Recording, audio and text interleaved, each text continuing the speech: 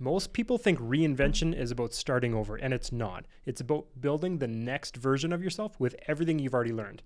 Today on Get Uncomfortable, we're going to talk about reinvention, a couple of my personal stories, a couple stories from people that I've looked up to in the past, and really just some really cool mindset tricks to keep pushing you forward. Let's get into it.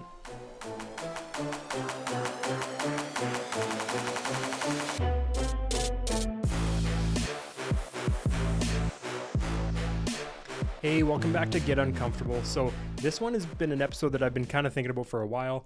Thanks for joining me. I took a little bit of a break, so you might have noticed or maybe not, but a couple weeks there just to get my bearings a bit. We had some travel, we had some family stuff, just like some family travel, and it just seemed to be a really busy season. So appreciate you guys sticking along the journey. I had some work and I had some work travel, and it just felt like too much. And as much as I love this stuff, I do have jobs.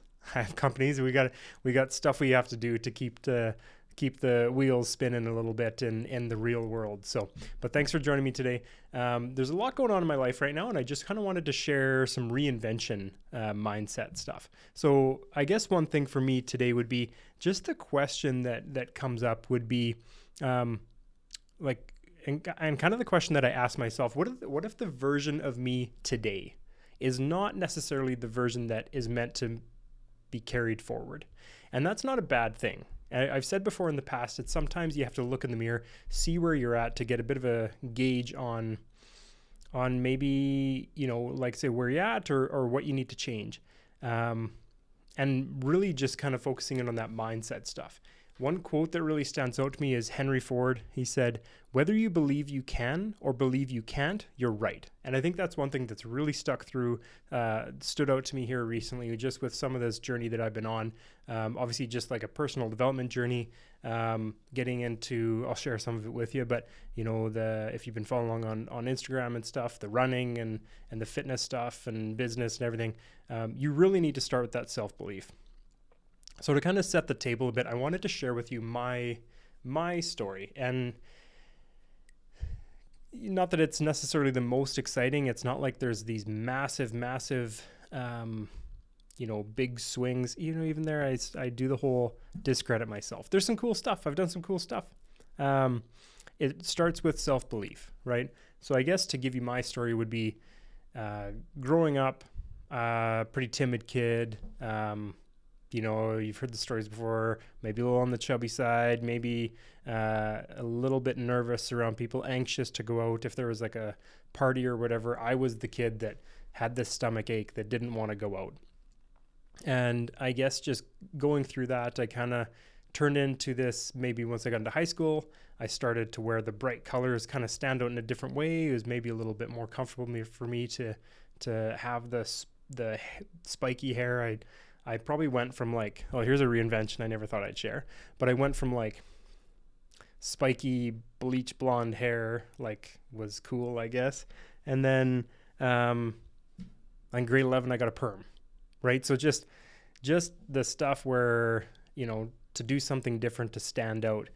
So through high school, through the school stuff, I was pretty athletic. I would consider myself a high school athlete, right? Like a Northern Alberta high school athlete. So I played basketball, played volleyball, did track and field, I did shot put, pretty much did everything I could in school, badminton, all of it.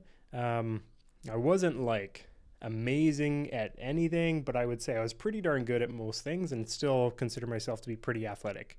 I love sports, and it's just one of my favorite things to do. Basketball in high school, basketball was really the big one for me. And there was a point where I think, if I'm not mistaken, I think we had a team name change or something like that, but I got, for a while I held the Renegades highest points in the game. I got, senior male athlete, I think it was, when I graduated high school. So I consider myself very athletic. When I got out of high school, I went from that high school athlete to a tradesman, right? You've heard the story before, but I started my process to get my ticket as an electrician. That was really, really good for me. I don't regret any of that, obviously. But so just that transformation from high school, kind of a little bit of a, I don't want to say preppy, but grew up on the farm and whatever. Good life. Get into the trades, and I kind of had to reinvent myself. The easiest way to say it, I got more calluses on my hands, right? I was digging trenches. I was working hard. I was working out in the cold, and I did a little bit of that. I did a little bit of that growing up, but it's just in a different scope. Obviously, you don't get to, it's a little different when you're working for a boss as opposed to working for your parents. My mom wasn't bringing me lunches out to the fields anymore. Let's just put it that way. And that didn't turn me into that kind of had a impact on me. And I wasn't the healthiest guy. Shared this story before, but me and my friends, we drank like most people, ate pizza pops. Our diet consisted of, like, I'll give very specific examples. I would go grocery shopping and I would get probably a bag of mini carrots that would go bad. And then I would get those big things of cookies from Safeway. And then I'd get like bread and do sandwiches, or mostly like canned chilies. And I'd bring to work and warm up. I'd get like those frozen burgers, frozen mini pizza subs, do pizza pops. And now I'm just getting hungry, to be totally honest with you. But the diet wasn't the greatest. I was well liked in the trade. I think I did a really good job. The company went through a couple of rounds of layoffs, just the timing, and I never did get laid off. I got a couple raises, all that kind of good stuff. Got my ticket, and I really found that I transitioned from kind of a kid that really had good work ethic to like a man that was in the trades, right? Which was good. It was a really good transition for me. I reinvented myself. I was making decent money. Got a little more confident, but I wasn't taking care of myself. My fitness went way downhill. And that's where I started to kind of feel, I had a couple friends that urged me, and I ramped up taking care of myself, we'll say. And then I really flipped a switch, and I went, maybe not in the most healthy way, but I did go from a bit of an extreme to a bit of an extreme the other way. I was, tracking all my food. I was working out quite a bit. I was living out of town with a guy that was helping me, and he would buy my groceries and cook for me. Very controlled environments. So I definitely transformed myself and reinvented my identity in a sense. And I just really got back to that identity of discipline and sports and athletics that I kind of started off in high school. But once I started working out and finding the improvements that came from that, I found it wasn't just like an aesthetic thing. It was definitely an identity that I fell into. And then, I got in pretty decent shape. So then a number of years later, I started to feel a little bit stuck. And again, you've heard this story, got into real estate. So again, just a total shift. Like I remember when I left the trades, I had a nice little goatee. I was super cool. And I just felt like I had to reinvent myself in a way. Which was good. It was time, right? Like I needed to shed that skin in a sense. So got into real estate and just a totally different world. And I'm super proud to say it now. Even now when I talk to a lot of people, I'm pretty quick to say by trade, I'm a journeyman electrician. I'm very proud not only of the fact that I came from the trades and kind of fostered that work ethic from when I was young, but also the transformation that went from being an electrician to a realtor was really a huge transformation and reinvention, going back to the title of this. And it was really, really cool for me to just go through that and realize that I can accomplish that. Got into real estate, obviously very hard work, different kind of work than digging trenches and pulling wire out in the cold, but found some successes and stuff. And that's another reinforcement for me where you don't have to stay in one lane all the time. Like you can find success and change and stuff. So I really found that was super valuable for me to kind of go through that.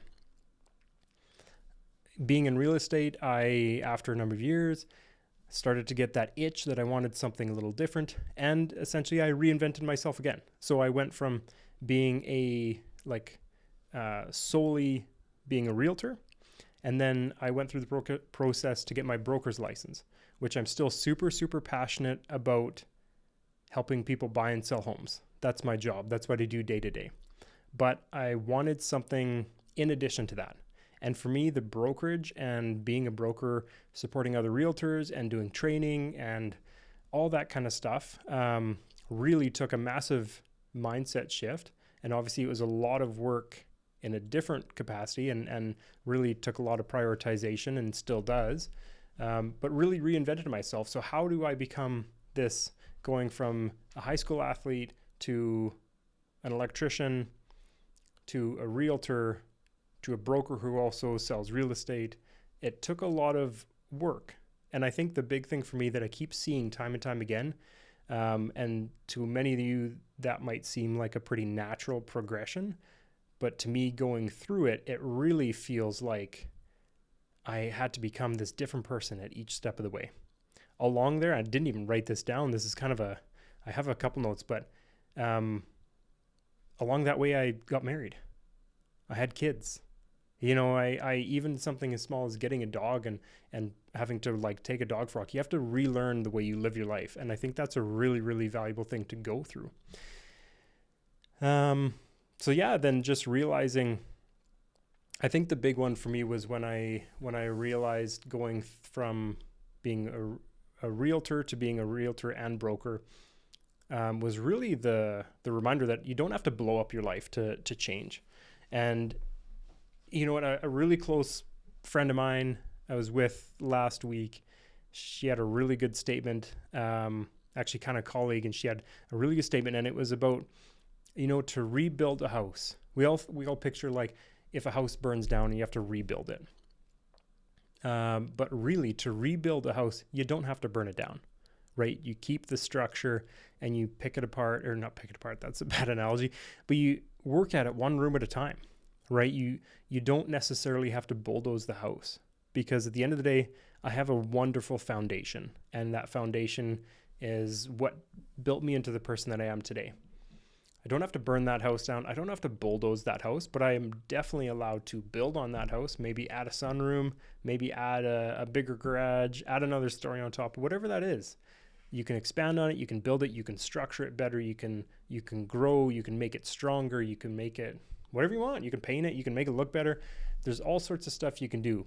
And I just think you can reinvent yourself from the foundation up, but you don't have to burn that foundation to the ground.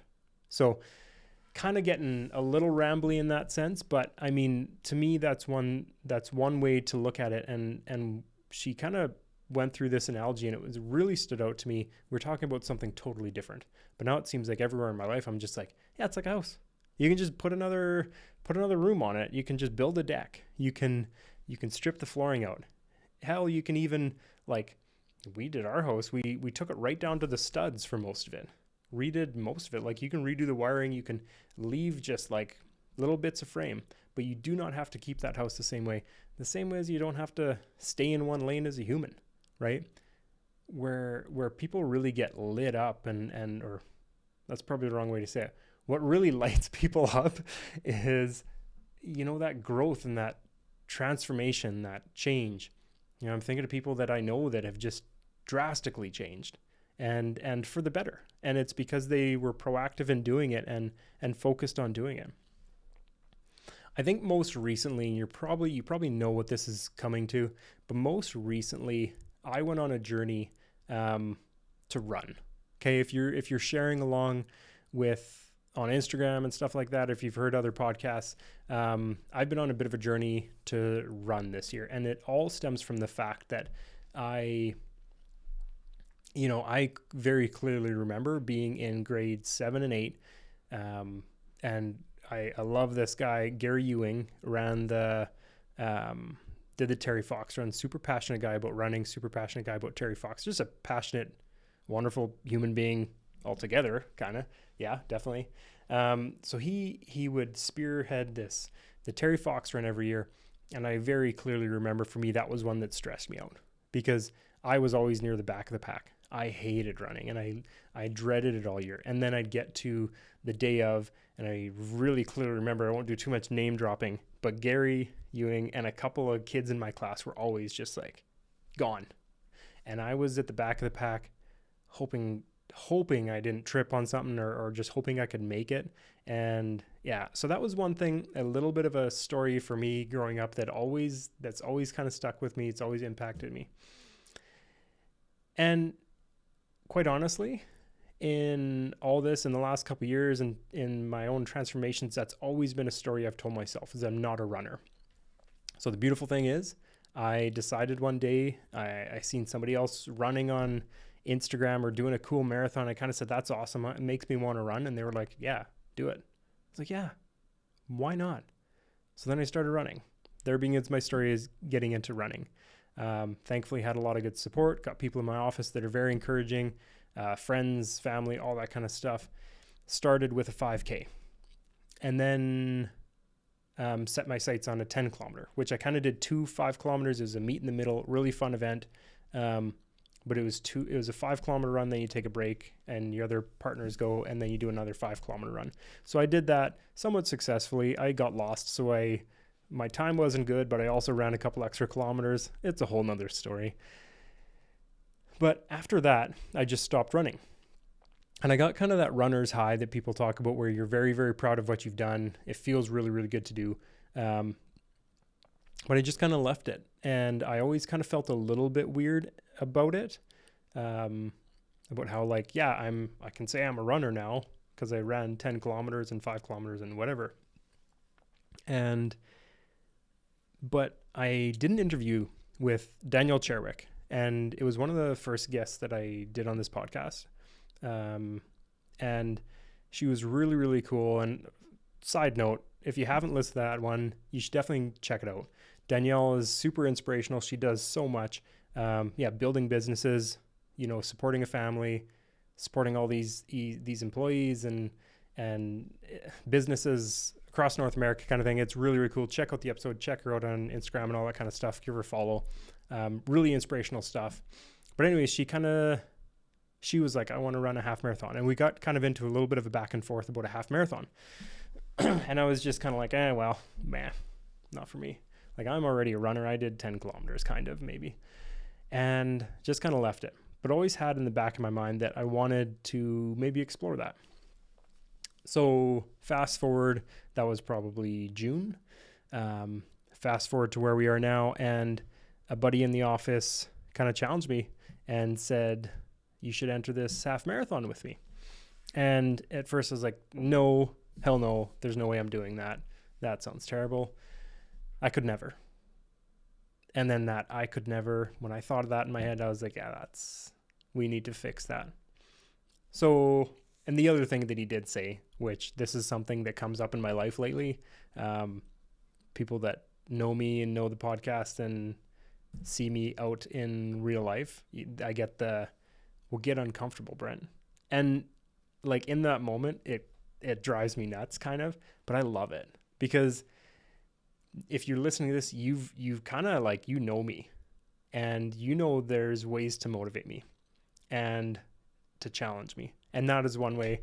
So I guess if you really want to get me to do something in the future, just say, get uncomfortable, Brent. And I'm not going to do everything all the time, but that's really one way if that seems to get a lot out of me because I've told people, right? I'm sharing these stories and I better be well to back it up. So he says, get uncomfortable, Brent. So I kind of walk away, and I literally walked from his office to my office and I registered for the run. I didn't tell him right away or anything like that, but I registered for the half marathon. Instantly regretted it. It was like 6 weeks away, and I mentioned the travel and stuff that I was doing. So I had a couple conferences. We had a wedding out of town that was just a super beautiful event that we didn't want to miss. So my running training, my training for this run was not great, but I did it. I pushed and I trained. The run was in the morning, so my plan was to run mornings. Didn't happen. Ended up running a lot of evenings after supper, and I learned because I reinvented myself, and I'm now a runner, and I know what food does for runners. I learned that, like, obviously running after supper is not the best time of day to do it for me. So go through this whole thing. Very happy to say I entered the half marathon and I completed the half marathon. I had 2 goals going into it. I wanted to run it in less than 2.5 hours, and I did that. I ran it in 2 hours and 18 minutes. And I wanted to not walk. I wanted to run continuously to prove to myself that I can run 21.1 kilometers. And I did that. The last few kilometers were tough. I'm not going to lie. I started too quick. I died off pretty quick. I had a good pace, but the last, I think it was about kilometer 18. Boy, it was hard. But I ran the whole way. I ran as fast as these little stubby legs would go. And I tell you, and I almost passed out at the end, but the feeling I got after was just a super, I don't know, it's hard to explain. Like that runner's high people talk about, it sounds weird to say, but it was just a beautiful experience to hit the ground, because I couldn't stand for a couple minutes, but hit the ground and like, I was like, man, I did this. And flashbacks to the Terry Fox run when I was in grade 7 and 8. And I was just so proud that I made a decision to do that. And then I crushed it. And I'm super proud to say that I did it. Instantly right after, I'm like, okay, I'm retired now. That's it. I'm a runner and I'm done. But naturally, because I'm me, and I think a lot of people can resonate with this, I want to see what's next. I like a couple things. I would love to do a full marathon. I would love to do like an ultra marathon. I think that'd be so cool. That would be so cool to say. I listened to the Cameron Hayes book. I know I talked about him on here before. Endure. He does 100 milers. I just think that kind of stuff is so cool. I'm not going to do 100 miler. That's crazy for me.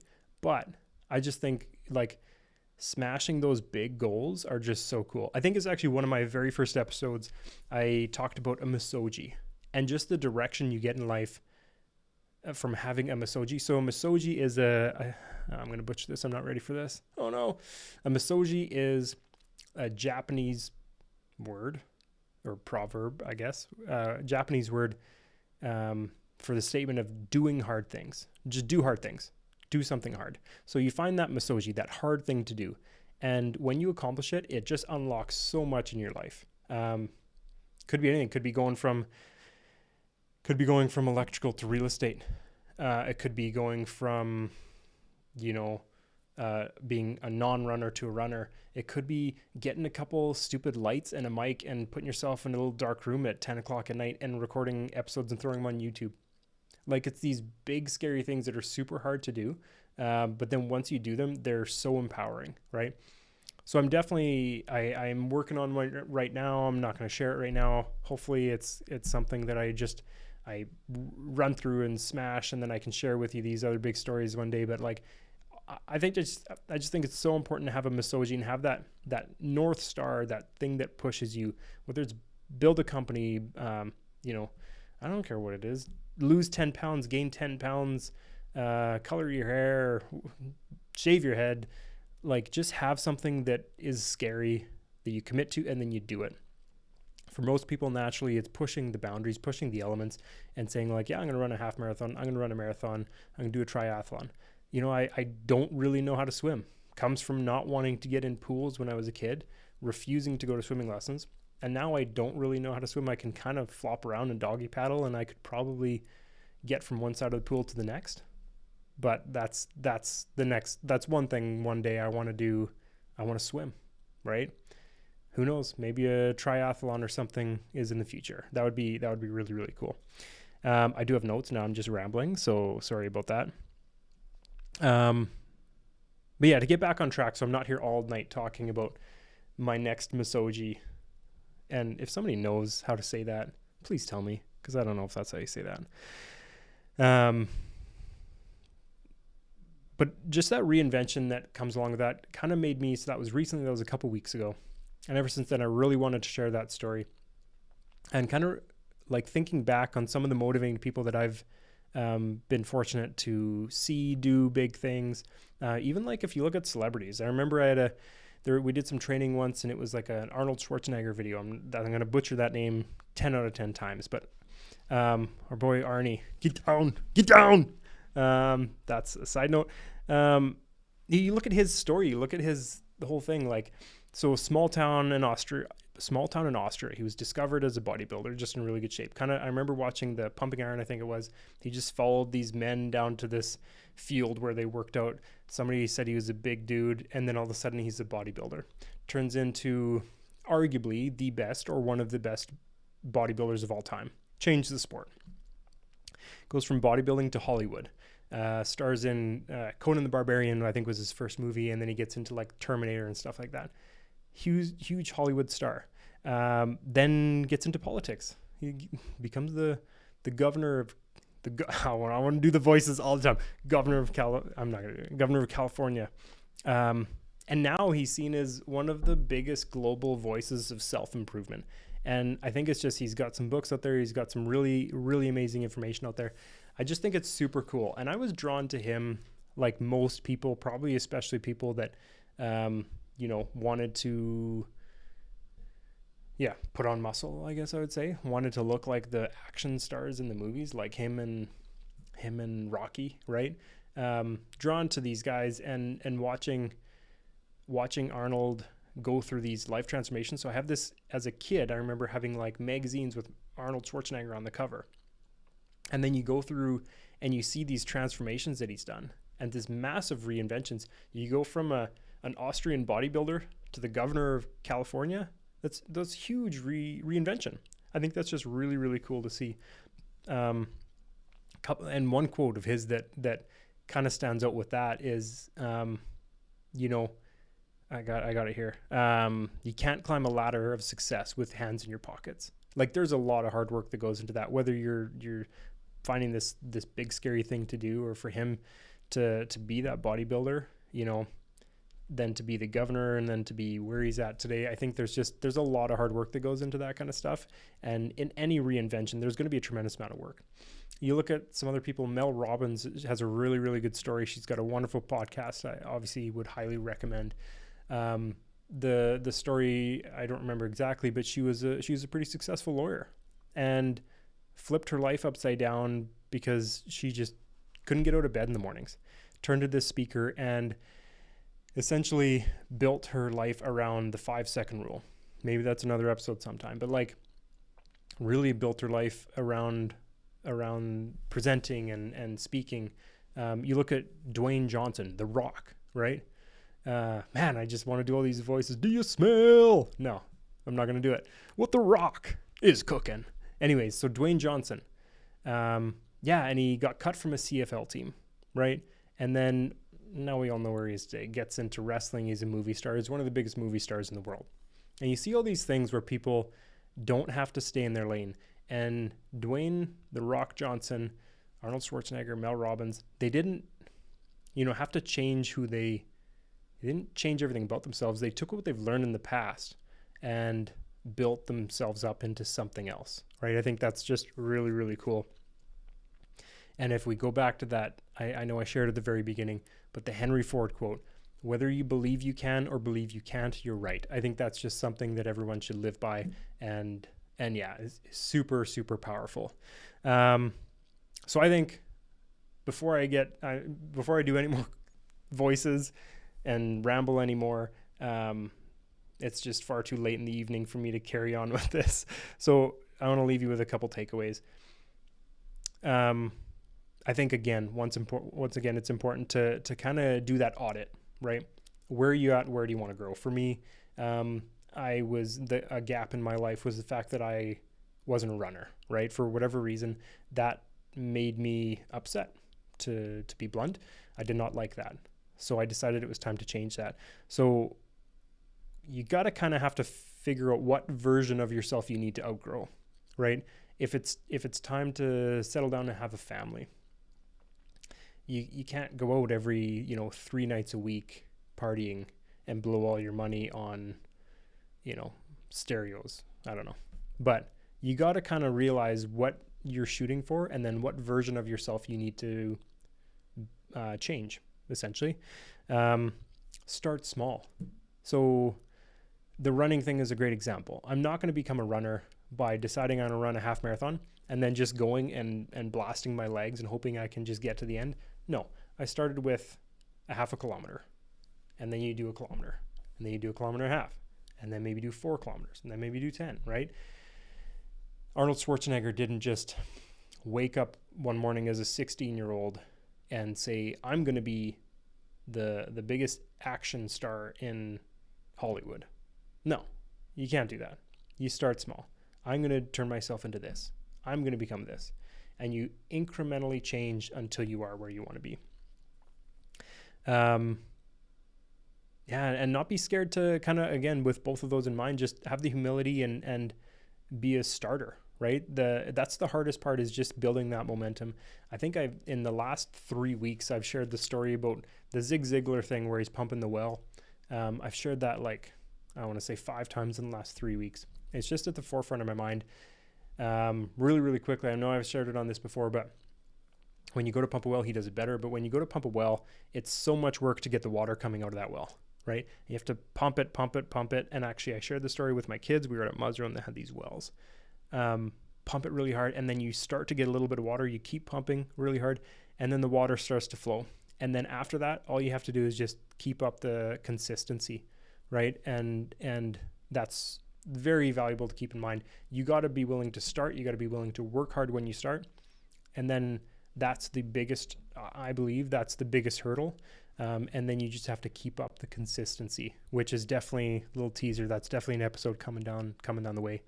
And then you have to believe first. Again, that Henry Ford quote, you have to believe in yourself. I believed that I was a runner, or I could be a runner. I just had to put the work in. Arnold Schwarzenegger believed that he could be the governor. And he decided a long time before that he was going to be a movie star. All these things, you just have to believe you can do it. And then, whether it's divine intervention, manifestation, or just straight up hard work, it'll happen, right? So you just have to believe it. So I guess I would want to challenge you in the sense of find that thing, find where you want to grow, where you want to reinvent yourself.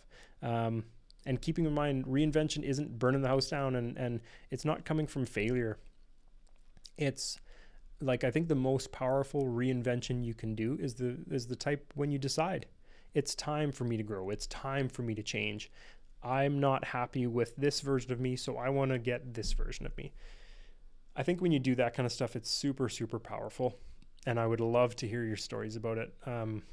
There's been a couple things, again, I won't name drop, but I was chatting with a lady who's very, very passionate about this podcast, we'll say. And she gave me some stories about kind of the reinvention that she's been through. And it's so powerful. And I know you're listening, and I appreciate you so much. And hopefully this one resonates with you again. You can flip yourself around, and you can get back into the gym. You can start running again. You can build your confidence again, whatever that is. It's you believe in yourself, and then it's all in your hands. You can do it 100%. I believe it. So I guess really to put some thought into what's the next thing, what's the thing you want to emerge through? What do you want to do? What's your misogy? Pick it, believe it. If you want to share it with me, I would love that. I would love to help talk you through it. And then I definitely want to hear the success stories when you've hit that goal. Share it along the way. Get Uncomfortable Pod on Instagram. Hopefully this wasn't too rambly. I have no idea how long this was. I know it's far too late in the evening. I forgot my glasses. I'm not even sure if I covered my notes, but I appreciate you joining along. This has been really, really fun getting back on track here tonight. And just keep showing up, keep evolving, keep getting uncomfortable. Appreciate you.